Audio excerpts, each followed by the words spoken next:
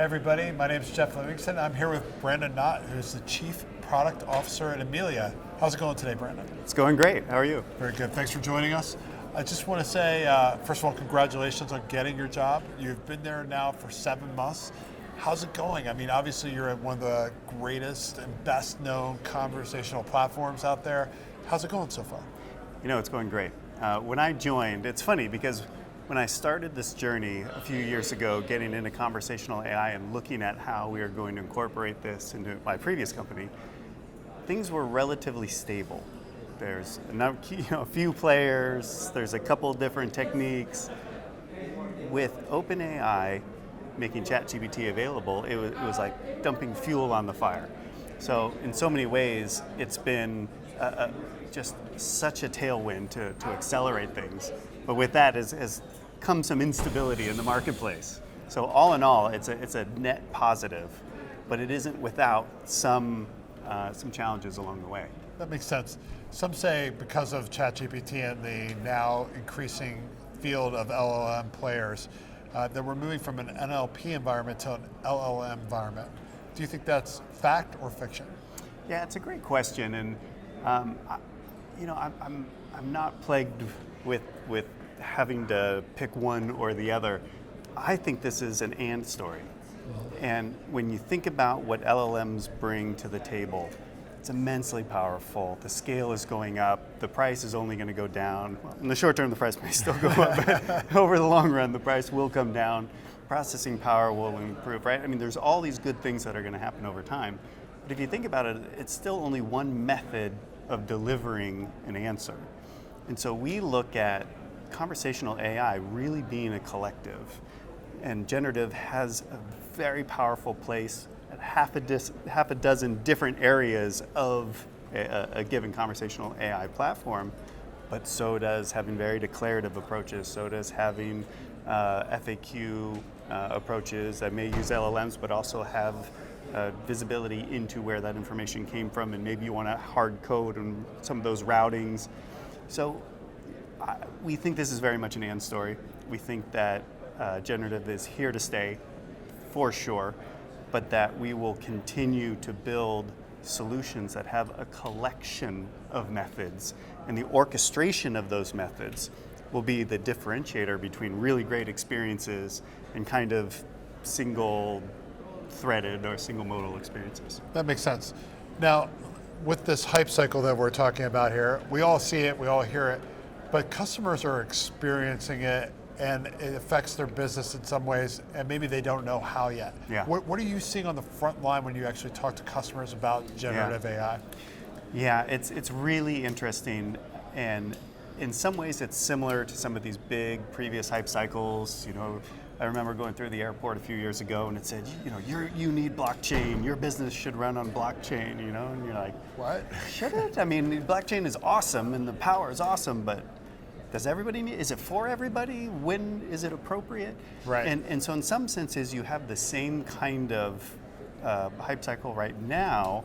The difference is, and I think this is what makes it a lot more pronounced, it was so easy to go to ChatGPT and experience it for yourself. It wasn't easy to go and experience blockchain for yourself. So I think it causes this over-rotation a little bit from the C-suite and from boards saying, look how easy it is. If we don't do this, we're going to be left behind. And there's a bit of this kind of fear loop that's following that hype cycle. But then as customers get into it and they do POCs themselves and they try it themselves, the reports that we're getting is that it's underwhelming. Is that the use cases they thought would just be slam dunks are actually a little bit further from their reach. And so if you go back and say, okay, well, is that an argument for generative as just one part of the solution? I think that's what we're seeing validated through these customer POCs and the attempts to just throw generative at something and then be surprised when it isn't the only answer. Totally right. I heard somebody the other day ask me to create basically a lead scoring engine with ChatGPT. I was like, that's machine learning, but okay. And maybe a little predictive in there as well. Right. Well, with that in mind, how do you see the conversational platform evolving as you see this kind of hybrid approach with, complex AI models incorporating several types of algorithms? Yeah.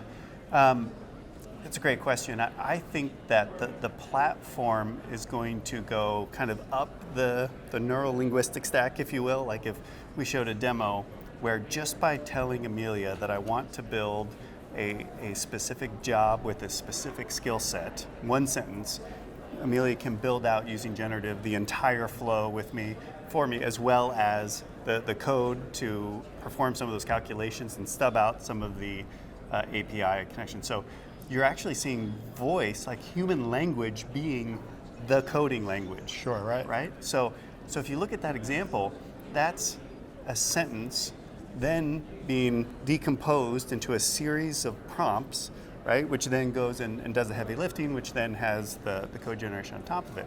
So when I say going up this like neuro-linguistic stack, I think we're going to just continue to see natural language and conversation being more powerful, being able to you can do more with that, with all these different methods.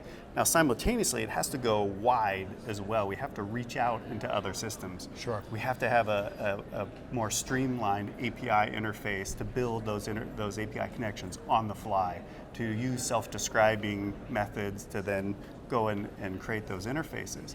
And the more that we expand the platform, whether it's into the analytics, the API, all these tangential or neighboring disciplines, then you're amplifying the power of what you're getting kind of vertically on the stack by what you can do horizontally. If that makes sense. Totally makes sense. Well, you're getting into some pretty awesome development conversation there, and I can't help but think you have to have a great team to do that. And I think finding that team is getting to be increasingly challenging. You and I were talking beforehand, and I'm sure folks that are watching this have probably seen this story where Netflix just hired an AI product manager for $900,000. What do you think about that? Right. It's amazing. I mean, I think it's one of those things that's awesome and challenging at the same time. You're saying clearly it validates the market. This is real. It's here. We need people who understand and can apply these techniques. And then at the same time, you actually have the opposite happening, which when you look at Copilot and you look at some of these code generation techniques, you actually see a retraction in some of the lower levels of the job market, where is there a market for junior developers in 5 years? I mean, I hope so, because we need them. We need them, and you need to feed those superstars. But there's this kind of shifting. It's almost like you're taking the slider and you're shifting it up and requiring that people have this higher and higher understanding of AI. We have to make sure that we don't leave behind those entry level, the funnel of the people coming in. Right. It's almost like they're becoming NBA players. It's crazy. Right. So how are you finding these people? Like, where are you finding talent these days? Yeah, a combination of places. First, I think people are having to lean really heavily on their personal networks. Right. Certainly trade shows, associations, places where people are coming together as AI practitioners and doing that. I think that historically, we've looked at this as well, looking at the educational systems as well as certification programs and things like that. Super helpful. But you run into this problem where I may be certified, but I haven't been a practitioner, and you need to be a practitioner to get the next job. Yeah. So for sure, everybody is struggling with it. I think the demand is only going to get tighter. Right. And at the same time, we had a great interview with Craig LeClaire from Forrester, who said, there will be no prompt engineering jobs. These are skills that everybody must have. So some of these things, I think, will be less job description. Less job titles, and more skills that you just need to have as somebody in this industry. Sort of like AI literacy, the ability to function on the next generation of the internet. That's right. Yeah, that's very interesting. I like that. Well, let me segue a little bit, because we're here at the Voice and AI conference. It's in Washington, D.C., for those of you that don't know. And I noticed you guys got a big, huge contract with the U.S. Navy. And I know you probably have to kill me if you tell me, but how are you guys helping sailors and Marines and civilian servants that are working with the U.S. Navy achieve their mission? Yeah, no, it's a great question, and certainly one that has a long answer, but I'll say this. I think the short answer is the fact that you're seeing in these highly regulated and highly secure environments like banking and financial institutions and government spaces. Even at this conference, there's a number of different government agencies here looking, learning, trying to understand. It's a testament to the fact that conversational AI is reaching a maturity and a level of security and sophistication behind the scenes that these secure and very sensitive organizations are able to use that and leverage it in the context of their own operations. So I think you're going to see continued adoption. Yep. I know you're going to see continued adoption. That does make sense. I used to work at the United States Postal Service in the Chief Information Security Office, so I get where you're going with it. But obviously that brings up data security. Yeah. And you have to guarantee that. I know how these environments work. You have to lock it down. They have to feel 100% certain that you're not going to have an incident. Yeah. Obviously there is no such thing as 100% certain, but how do you get to that 99.9? Yeah. The good news, and this is really good news, is that there's a number of industries that have come before this moment, that have kind of hardened this path. And especially in the government space, you have so many organizations that are contracting to the government that have the rails to ride, that have the capacity to deliver that and understand those requirements. Sure. And then when you think about just the conversational AI systems, again, we're riding the rails of some very difficult folks that have come before us in terms of where do you start it at, what our encryption expectations are, who holds the keys to what, are you at a row level, are you at a database level, what do things look like in transit, right?